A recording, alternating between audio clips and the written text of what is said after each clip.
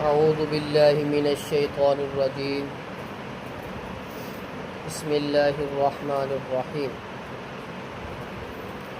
وقال ربکم ادعونی استجب لکم، اور تمہارے رب نے فرمایا مجھے پکارو میں تمہاری پکار کو قبول کروں گا۔ ان الذین یستکبرون عن عبادتی، بے شک وہ لوگ جو تکبر کرتے ہیں میری عبادت سے، سیدخلون جہنم داخرین، ان قریب وہ داخل ہوں گے جہنم میں ذلیل ہو کر۔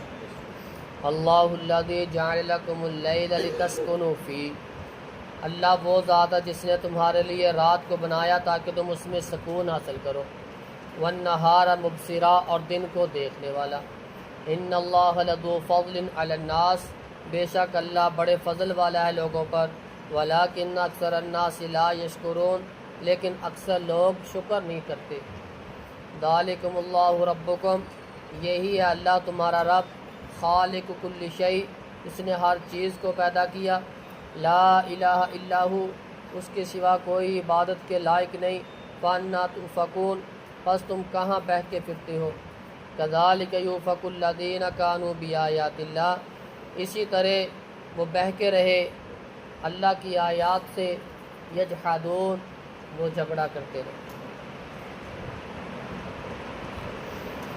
وقال ربکم ادعونی استجب لکم، مجھے پکارو میں تمہاری پکار کو قبول کروں گا۔ اللہ رب العزت ہر وقت اپنے بندے کی فریاد کو وہ سنتا ہے، اور جب بندہ اس سے یقین کے ساتھ دعا کرتا ہے وہ قبول بھی کرتا ہے۔ دعا ایک عبادت ہے، عبادت جب کرو تو اللہ رب العزت کے ہاں بڑی عاجزی کے ساتھ، بڑی انکساری کے ساتھ، بڑے خلوص کے ساتھ، پھر اللہ رب العزت اس عبادت کو قبول کرتا ہے۔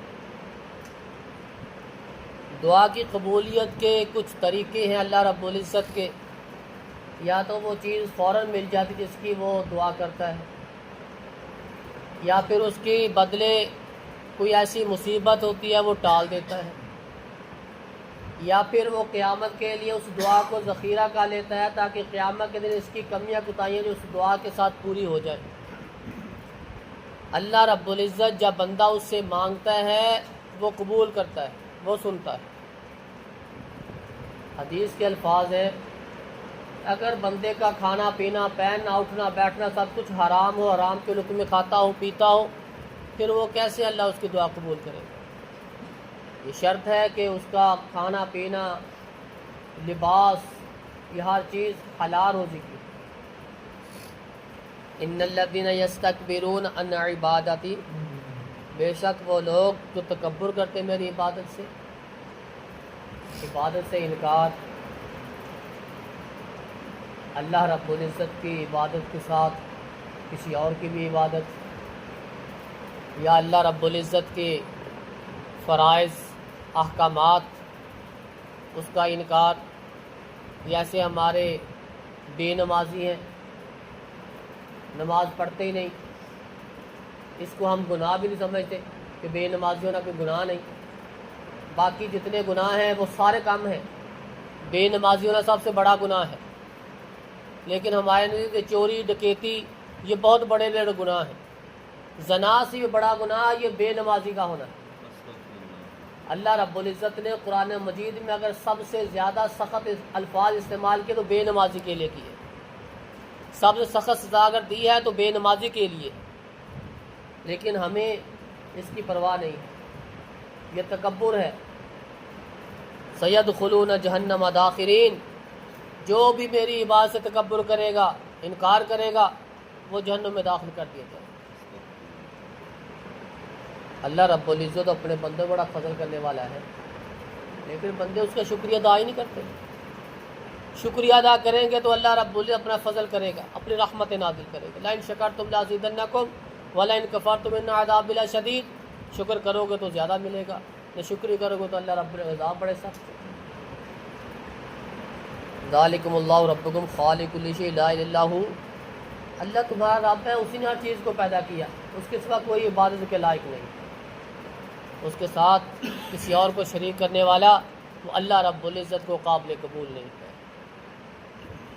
یہ وہی لوگ اللہ کے ساتھ شریک بناتے ہیں، اس کے ساتھ دوسروں کو معبود بناتے ہیں، جو اللہ سے بیگانے ہو کر اس کے قرآن، اس کے آیات، اس کے فرامین سے انکار کر کے جو بہکے پھرتے ہیں، وہی اس کے ساتھ معبود بناتے ہیں، وہی اس کے ساتھ شریک بناتے ہیں۔